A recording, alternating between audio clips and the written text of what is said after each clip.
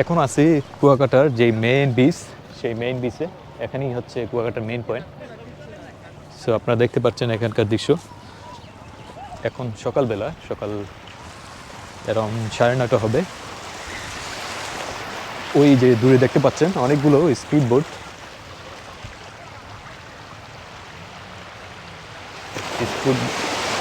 Speed boat দিয়ে পর্যটকদের নিয়ে বিভিন্ন রাইড দেওয়া হয় এবং পাশেই সুন্দরবন। এখান থেকে খুব সম্ভব 8 কিলো দূরত্বে সুন্দরবন আছে। সেই সুন্দরবনে নিয়ে যাওয়া হয় যারা আগ্রহী।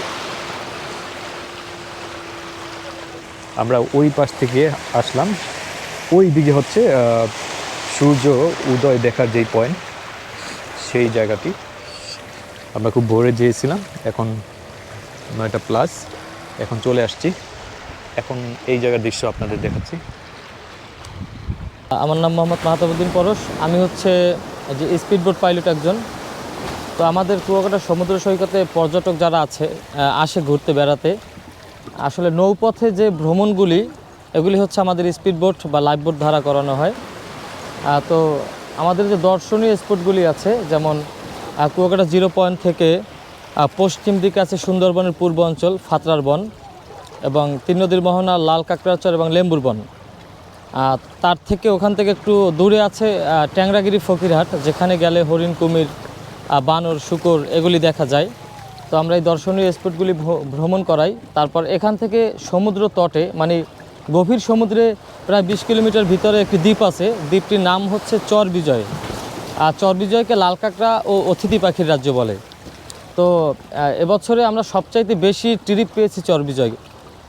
প্রচুর পরিমাণে চর বিজয় ট্রিপ হয়, এবং লাল কাঁকড়া এবং অতিথি পাখি একেবারে আপনার এই যে সমুদ্রের পাড়ে একেবারে কুল ঘেঁষে কিন্তু কাঁকড়া আসে একেবারে পানির সাথে। তো মূলত আমাদের সিজনটা থাকে শীতের মৌসুমে, বেশিরভাগ পর্যটক হয়, এবং শীতের মৌসুমে আমাদের স্পিডবোটটা চলমান থাকে। আর বর্ষার সিজনে আমরা স্পিডবোটটা চালাই না। তো কুয়াকাটা যে দর্শনীয় স্পটগুলি যদি কেউ ভ্রমণ করতে চান, অবশ্যই আমাদের সাথে যোগাযোগ করতে পারবেন। কুয়াকাটা এসে আমাদের এখানে পাইলট যারা আছেন, স্পিডবোটের সুযোগ সুবিধা বলতে আমাদের লাইফ জ্যাকেট আছে। আমরা লং ট্রিপে কোথাও গেলে লাইফ জ্যাকেট অবশ্যই বাধ্যতামূলক আমরা পরাই।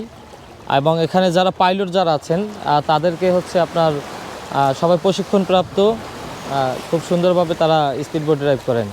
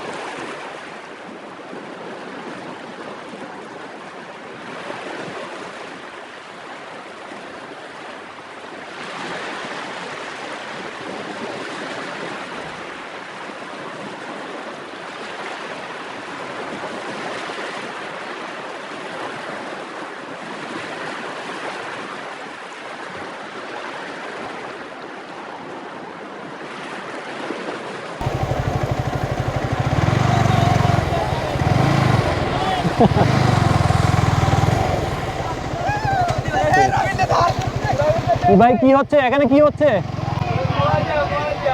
মজা। হ্যাঁ।